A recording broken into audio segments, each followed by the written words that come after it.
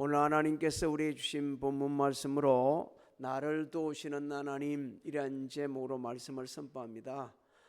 우리는 일평생 살아가면서 도움 속에 살고 있다는 것을 늘 인지하고 살고 있어요. 처음에 태어났을 때는 부모님의 도우심을 받고 자랍니다. 그리고 좀 자라서 학교에 가면 선생님의 도우심을 받죠.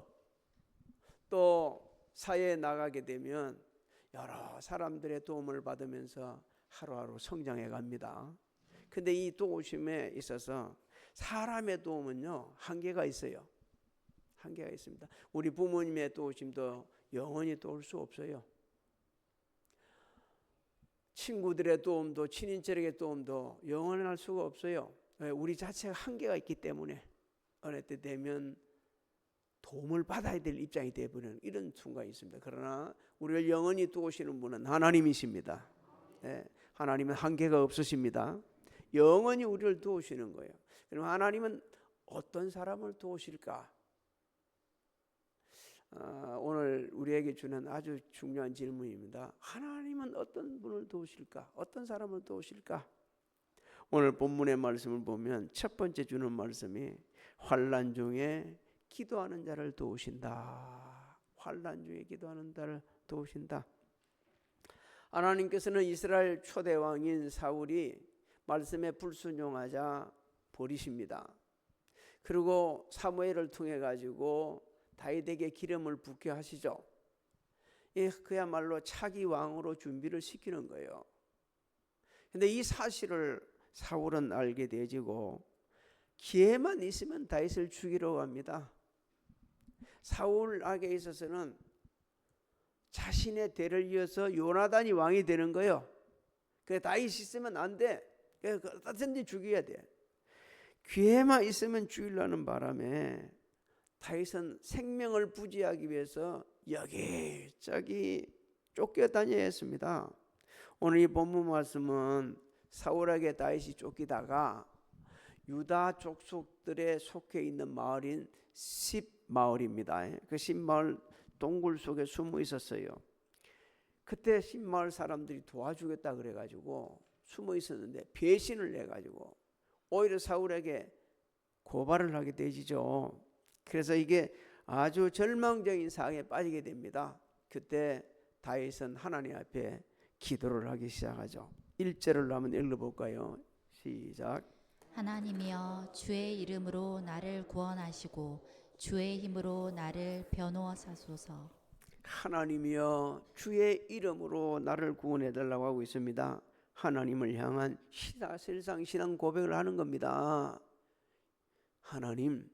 하나님께서만 저를 이 절망적인 상황에서 구원해 주실 수 있습니다. 하나님께서 임재하셔서 능력으로 저를 구원해 주십시오라고 간구하고 있는 겁니다. 주의 힘으로 나를 변호하소서. 하나님, 공의롭게 심판을 통해 가지고 내 잘못이 하나도 없다는 걸 좀 하나님께서 좀 가르쳐 주십시오. 우리가 답답할 때가 있습니다.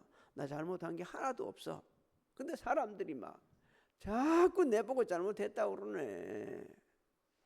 이럴 때 이 잘못한 것을 갖다가 변호해 주실 수 있는 분, 아니야, 이 사람은 진짜 아무 죄도 없어, 다윗은 진짜 아무 잘못한 게 없어라고 해주실 분은 누구밖에 없어요? 지금 하나님밖에 없는 거예요.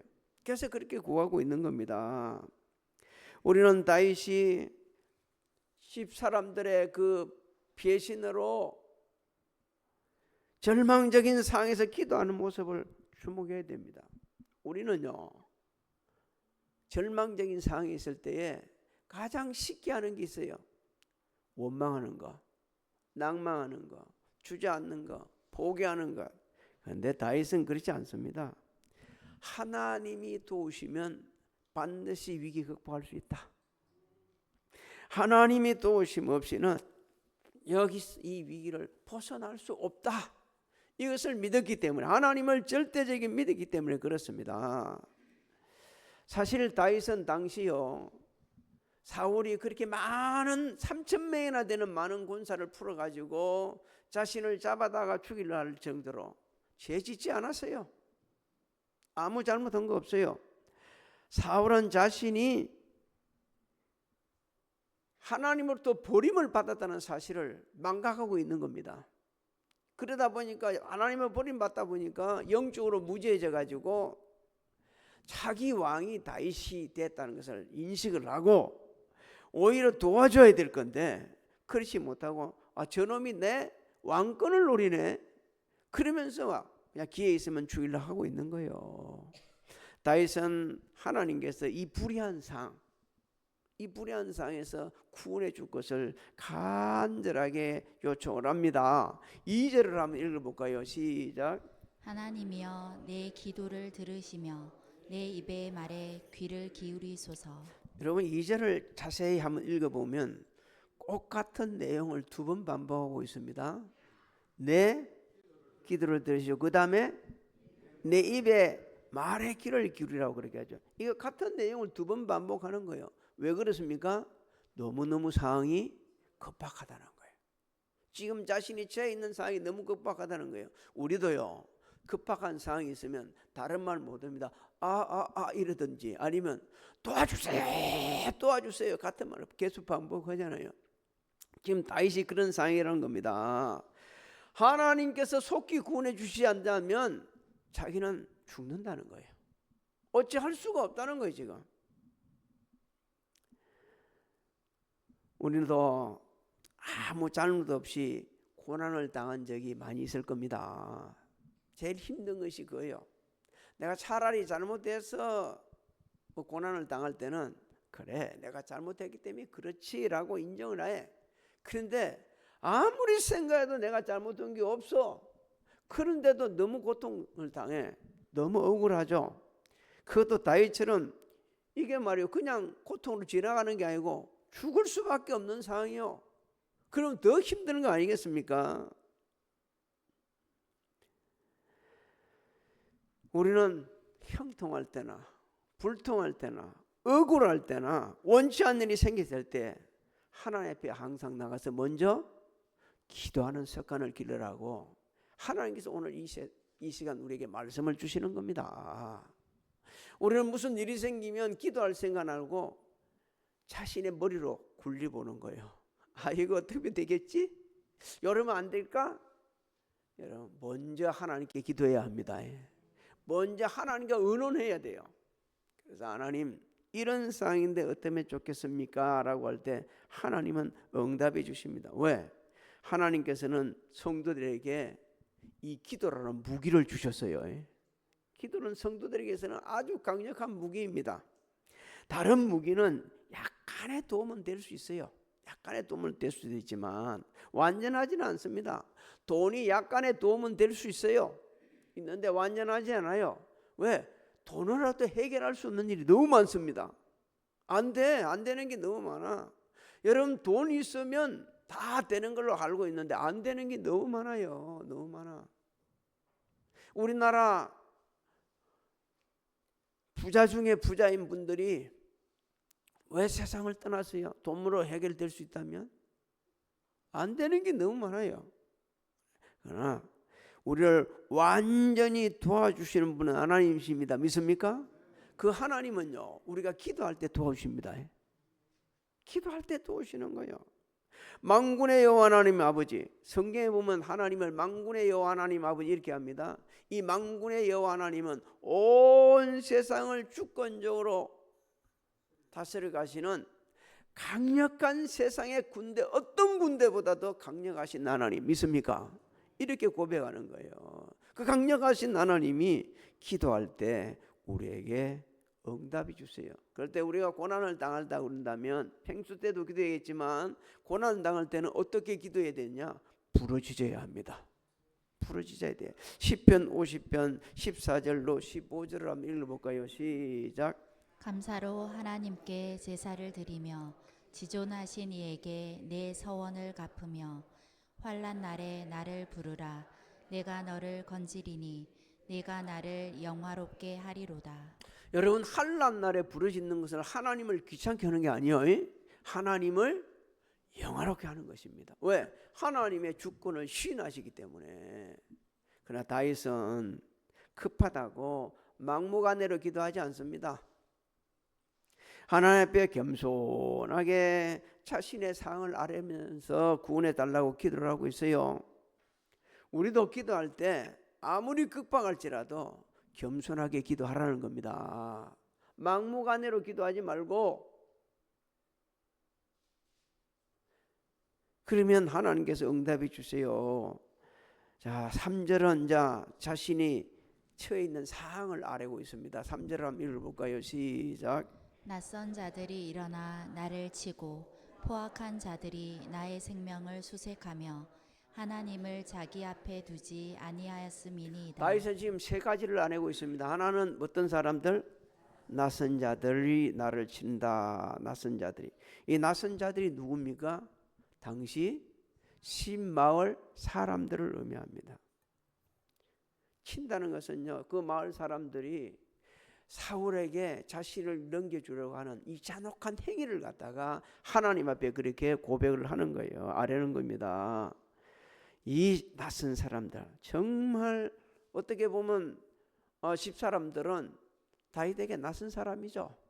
이 사람들이 나를 잔혹하게 아무 관계도 없는데 말이에요, 행동하는 겁니다. 그 다음에 포악한 자들이 나의 뭐라고 그러죠? 생명을 수색한다. 사울이 권한을 남용해가지고요, 3,000명이 넘는 이상 되는 군인을 갖다가, 군사들을 갖다가 풀어가지고 자신을 지금 이잡듯이 수색하고 있다는 거예요. 지금 여기서 어떻게 제가 살아나겠습니까 하는 거예요. 성경 읽어보면 재밌습니다. 그게 보면 놀라운 하나님 섭리가 있죠. 다윗이 이쪽 산으로 비우면 사울이 이쪽에서 쫓고 있어. 그다음 또 사울이 이쪽에 오면 다윗이 이쪽으로 가고 있어. 하나님 그렇게 역사를 하게 되었죠. 세상에 권세 있다고 권한을 남용하면 안 되는 거예요. 하나님께서 주신 권한은, 권세는 하나님의 뜻대로 사용해야 합니다. 그렇지 하면 안 되는 거예요. 남용하면 안 되는 거예요. 사울은 그랬습니다. 야수같이 그 많은 군사를 풀어가지고 자신의 생명을 노리고 있다. 그 다음에 하나님을 자기 앞에 두지 않는 자들입니다. 신마을 사람들이나 사울이나 그 군사들은 하나님을 경외하는 사람들 아닙니다. 하는 사람 경외하는 사람이 아닙니다 라고 하면서 아뢰는 거예요. 하나님을 두려워하지 않고, 정말 하나님을 두려워했다면 다윗을 그렇게 죽이려고 하면 안 되죠. 왜? 이스라엘 백성들은요, 이미 다윗이 차기 왕으로 기름 부음 받은 것을 다 알고 있어요. 그런데 지금 세상 말 좀 쓸게요. 살아있는 권력, 버젓이 지금 사울이 죽지도 않고 지금 살아있는데 그 살아있는 권력 앞에 함부로 떼들 수도 없고, 그러다 보니까 사울이 시킨 대로 하고 있는 거예요. 지금 그때 옛날이나 지금이나 뭐 앞으로나 별로 아마 그런 거는 변하지 않을 겁니다. 근데 담대해야 돼요. 예수 믿는 사람들은 담대해야 됩니다. 옳고 그름을 판단할 수 있는 영적 눈을 갖고 있어야 돼요. 나 이럴지라도 못하겠습니다. 그래요. 사람들이 볼 때는 이거는 잘못된 것 같지만 아니요, 이거는 정말 이래서 옳은 겁니다. 영적 눈을 열어가지고 상황을 보면서 똑바로 행동할 수 있어야 됩니다. 4절을 한번 읽어볼까요? 다윗은 어떻게 행동하는지. 시작. 하나님은 나를 돕는 이시며 주께서는 내 생명을 붙들어 주시는 이시니이다. 하나님은 나를 돕는 자이십니다. 우리 같이 해볼까요? 하나님은 누구를? 나를 돕는 자이십니다. 이 말은요, 하나님께서 마치 곁에서 서가지고 돕는다고 이렇게 고백을 하는 겁니다. 그럼 우리가 누가 내 곁에 있는가 참 중요합니다. 어린아이한테는 누가 있어야 되죠? 엄마가 있어야 돼요. 엄마가 있어야 돼요. 우리 나도 TV를 그렇게 많이 보는 편은 아닌데 자주 보지는 못하고 그러는데 보게 되면 좋은 프로들이 있어요. 동행이라는 프로가 있습니다. 그게 보게 되지면 참 안타까운 사연들이 많이 나와요. 이놈 새끼들이 같이 결혼했으면 쭉 같이 살아야지. 애 낳아놓고 서로 기분 안 맞다고 헤어지고 나면 또 자식들을 누구한테 맡겨요? 나쁜 놈들이요. 너무 나쁜 놈들이요. 부모 우쭐하는 거예요. 부모 나에. 그러니까 그 부모는 말이요, 죽기 살기로 마지막 순간까지 그 자식을 갖다가, 그 손자 손녀를 갖다 붙들고 사네. 그러다 보니까 이 아이들이 자기 엄마 아빠는 못 보고 할머니 할아버지 보니까 그 할머니 할아버지만 보고 사는 거예요. 아프면 큰일 나니까. 그런 일들이 좀 봐줘. 근데 할머니 할아버지도 한계가 있습니다. 하나님은 한계가 없으십니다. 믿습니까? 하나님은 내 곁에 계십니다. 믿습니까? 멀리 있는 게 아니요, 내 곁에 지금 계세요. 우리가 못 볼 뿐입니다. 하나님께서 자신의 생명을 보호하시는 분, 내 곁에 계셔서 나를 또 내 생명을 붙들어 주시는 분. 다윗은 사방이 지금 둘러봐도 절망으로 깜깜해 있어요. 어디 피할 길이 없어요. 지금 3,000명의 군사들, 그 마을 사람들이 전부 다 사울 편인데 어떻게 살 수 있겠어요? 그런데도 불구하고 영적 눈을 열어보니까 누가 곁에요? 하나님이 내 곁에 계시네. 하나님이 내 생명을 붙들고 계시네. 내 생명을 보고 계시네. 오늘 이 시간 우리 성도님들도 내 곁에 계시는 하나님, 내 생명을 붙들고 계시는 하나님을 볼 수 있기를 소망합니다. 볼 수가 있어야 돼요. 못 보니까 두렵는 거예요. 아무도 안 보니까 두려운 거죠. 이렇게 영적 눈을 열어가지고 내 곁에 계시는 하나님, 내 생명을 붙들고 계시는 하나님을 바라보는 사람들은요, 부르짖기 시작합니다. 에레미야 33장 1절로 3절을 우리 같이 한번 읽어볼까요? 시작. 예레미야가 아직 시위대 뜰에 갇혀 있을 때 여호와의 말씀이 그에게 두 번째로 임하니라. 이르시되 이를 행하시는 여호와, 그것을 만들며 성취하시는 여호와, 그의 이름을 여호와라 하는 이가 이와 같이 이르시도다. 너는 내게 부르짖으라. 내가 내게 응답하겠고 내가 알지 못하는 크고 은밀한 일을 내게 보이리라. 믿습니까? 우리가 이렇게 기도할 때 하나님은 응답해 주세요. 두 번째로 우리에게 주시는 말씀은, 하나님 어떤 사람도 없냐? 절대적인 믿음으로 감사하는 사람, 이 사람을 도우신다고 말씀합니다. 다윗은 하나님 앞에 신앙 고백을 했어요. 하나님 도와주실 겁니다. 하나님 도와주시면 제가 살 수 있습니다 고백했습니다. 이제는요, 하나님께서는 내 원수를 갚아주시는 분, 내 원수를 갚아주시는 분, 하나님께서 공의로우심으로 반드시 대적들을 심판해 주실 것을 믿는 거예요. 그게 5절입니다. 한번 읽어볼까요? 시작. 주께서는 내 원수에게 악으로 갚으시리니 주의 성실하심으로 그들을 멸하소서. 여기 원수라는 이 단어는요, 단어적 의미는 아무도 모르게 비밀리에 저 사람이 뭘 잘못하는가 엿보는 사람을 말합니다. 감시하는 사람들이요. 이 감시를 하는 사람이 당시 다윗을 그렇게 감시하는 사람은 어떤 사람들? 십 마을 사람들이에요. 그 말 다윗의 동선을 다 파악해가지고 알려주려고. 오늘날도 이 나쁜 놈들이 있어요. 남의 좋은 것을 보고 좋은 것을 생각하고 좋은 말을 할 줄 알아야 되는데 그렇지 않고 나쁜 짓만 보고 나쁜 말만 하고 나쁜 생각을 가지는 그런 악한 놈들이 있습니다. 성도들은요, 좋은 것을 볼 줄 알아야 합니다. 좋은 것을 생각해야 합니다. 그리고 좋은 말 해야 합니다. 좋은 것을 못 보면 좋은 생각할 수도 없고 좋은 말도 할 수 없어요. 이 원수라는 단어가 그런데요. 남의 실수만 다 보고 잘못하는 건 보고 있다가 그걸 칵 찔러서 넘어뜨리겠다고. 너무 악해요. 얼마나 그런 사람들이 우리나라는 많이 있는지. 서로 물고 뜯고 야단이 나고 있지 않습니까? 죽는 거는 국민이요. 다윗은요 지혜롭습니다. 이런 사람을 직접 대응하지 않습니다. 어떻게 하죠? 주의 성실함으로 그들을 멸하소서 이렇게 합니다. 주의 성실함으로 하나님의 공의로운 심판하심에 저는 맡기겠습니다. 할렐루야. 이게 얼마나 지혜로운지 대적하면 서로 다시거든요.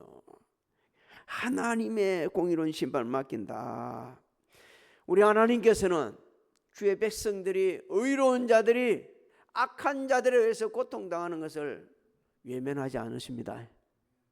보시고 아시고 들으시고 계시다가 가장 적절한 때에 주권적으로 섭리하셔서 악한 자들을 심판하십니다. 너 지금 내가 가만히 있는 게 아니야. 네 다 보고 있어. 멈춰. 그런데 하나님께서 계속해서 멈추지 않고 악을 행하면 절대 주권으로 심판을 하시는 거예요. 오늘 예배드리는 우리 성도님들, 저와 여러분들은 그 하나님의 절대 주권을 믿어야 합니다. 그 하나님을 그 절대 주권을 범사에 시인을 해야 돼요. 그렇게 하면 하나님께서 약속하셨습니다. 내가 내 길을 지도해 주시겠다. 잠언서 3장 5절 6절에 말씀합니다. 너는 마음을 다하여 여호와를 신뢰하고 내 맹체를 의지하지 말라. 너는 범사에 그를 인정하라. 그리하면 내 길을 지도하시리라. 할렐루야. 우리는 마음을 다해 전 인격적으로 여호와를 신뢰해야 합니다. 전 인격적으로 하나님만 바라보고 의지해야 합니다. 그리고 전 인격적으로 신해야 합니다. 그러면 하나님께 지도하시는 거예요. 하나님이 그 길을 인도하시고 지도하시면 형통입니다. 다 풀어집니다. 다 풀어져요. 다윗은 하나님의 주권적인 섭리하심과 공의로운 심판하심에 원수를 어탁하고 이제 감사함의 영광을 돌립니다. 해결된 게 아니요. 하나님을 절대로 믿다 보니까, 전 인격적으로 의지하다 보니까, 하나님 주권을 시인하다 보니까 감사가 나오는 거예요. 그 위기 앞에서도 6절을 먼저 읽어볼까요? 시작. 내가 낙헌제로 주께 제사하리이다. 여호와여 주의 이름에 감사하오리니 주의 이름이 선하심이니이다. 여러분, 낙헌제로 주께 제사한다는 것은 자원하여서 하나님 앞에 예배드리고 예물드리는 걸 말합니다. 구약시대에. 그렇다면 다윗은 지금 해결됐느냐? 아니요. 해결되지 않았어. 해결되지 않았는데도 불구하고 하나님이 구원해 주실 것이다. 확신을 하는 거예요. 확신. 이 믿음이 있다 보니까 하나님 앞에 내가 자원하여서 하나님을 섬기고, 자연하여서 예배드리고, 자원하여서 예물을 드리면서 즐겁게 헌신하겠습니다. 오늘 이 믿음이, 이 고백이 저 여러분의 고백이 되시기를 소망합니다. 자원하여서 일할 때가 행복합니다. 누가 시켜서 하면 별로 그렇게 기분이 좋지 않아. 내가 자원해서, 나 시키기 전에 다 봐가지고 믿음이 성숙한 성도들은 봅니다. 내가 뭘 해야 되겠네. 내가 이 상황, 내가 뭘 하면 되겠구나. 내가 이런 상황에서 내 일을 해야겠네. 시키지 않아도 하는 거야. 얼마나 고마운지. 그럴 때 하나님이 기뻐하시고 주의 종과 성도들은 너무 고맙고 자신은 너무 기쁘고, 늘 자원하여서 일하는 사람들을 통해서 하나님 역사하십니다. 자원하여서 7절도 한번 읽어볼까요? 시작. 참으로 주께서는 모든 환난에서 나를 건지시고 내 원수가 보응받는 것을 내 눈이 똑똑히 보게 하셨나이다. 이건 이제 정말 영적인 성숙하지 않으면 할 수 없는 신앙 고백입니다. 지금 현실을 바라보게 되면 답답해서 견딜 수가 없어요. 그런데 다윗은 지금 현실을 보는 게 아닙니다. 하나님께서 이미 자기를 구원해 주셔가지고 저 미래 언제 이룰지 모르겠지만 그 미래 지금 현실을 뛰어넘어 가지고 미래를 바라보면서 기쁨으로 찬양하고 예배드리고 있는 겁니다. 여러분 답답한 현실만 보게 되면 너무 힘들어. 그런데 우리가 영적 눈을 열어 가지고서 하나님께서 은혜를 베푸시면 틀림없이 지금보다는 비교도 안 될 만큼 놀라운 은혜를 받게 될 것이다. 잘 될 것이다. 이런 비전을 가지시기를 주의 이름으로 소망합니다. 눈을 열어보면요 뭔가 보이기 시작하는 거예요. 바람이 부는 그 가운데서도 따뜻한 양지가 인생의 찬바람이 부는 가운데서도 아니야 이런 가운데서도 인생의 양지가 있다. 양지가 있다. 이걸 보는 거예요. 저는 어릴 때에 서울에 올라와가지고 그때 아마 제 기억으로는 동화방송인 것 같아요. 동화방송, 라디오 방송을 나오는데 매일 그 제가 우리 아는 아저씨 집에 가 있을 때에 먹고 살 거라고 살고 있어요. 공부할 거라고 올라왔는데 공부는 뭐고 먹고 살기 바빠갖고 그 있는데 라디오를 들으면 그게 나와 방송이 양지를 찾았어. 혹시 기억나는지 모르겠어요. 양지를 찾아서라는 프로가 나와요. 그러면 그 힘들고 어려운 사람들이 정말 도움을 받아가지고 일어서는 이 얘기를 갖다 꼭 들려준다. 그 시그널 찬송 노래가 얼마나 제 마음을 울렸는지 제가 조금만 해볼게요. 다 잊어버리는데 조금만 알아. 다 몰라. 비탈진 인생길에 길은 멀어도 오늘에 살면서 내일을 잊지 말자. 따사로운 햇볕 아래 양지는 있다. 얼마나 그 들으면요 눈물도 나고 막 두 주먹에 힘을 나는 거예요. 비탈진 인생길에 정말 길은 멀어 보이지만 양지는 있다. 저는 그게요 너무 막 그냥 매일 그 방송 한번 듣는 걸로 사는 거예요. 어쩌다가 강남에 살게 돼 가지고 그쪽 가서도요 집이 없는 거예요. 내가 그 하나님 뺐다면서 찬송하는 거예요. 하나님 이 많은 집이 이렇게 많이 있는데 왜 내 집은 없습니까? 내 집 하나 주세요.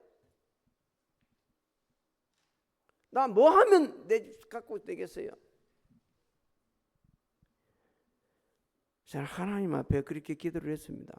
하나님께서는 집도 주시고 교회도 주시고 아내도 주시고 성도들도 주시고 며느리도 주시고 손자 손주도 주시고 할렐루야 다 주셨어요. 다 주셨어.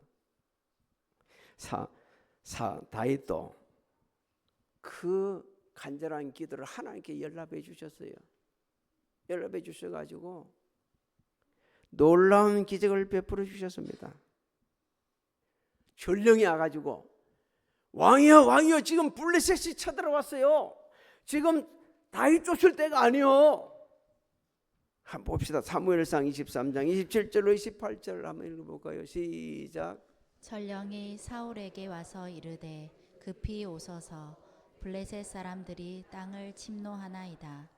이에 사울이 다윗 뒤쪽 길을 그치고 돌아와 블레셋 사람들을 치러 갔으므로 그곳을 셀라하마 느곳이라 칭하니라. 기적을 베풀어 주셨습니다. 그리고 사울은 이 전투에서 생을 마칩니다.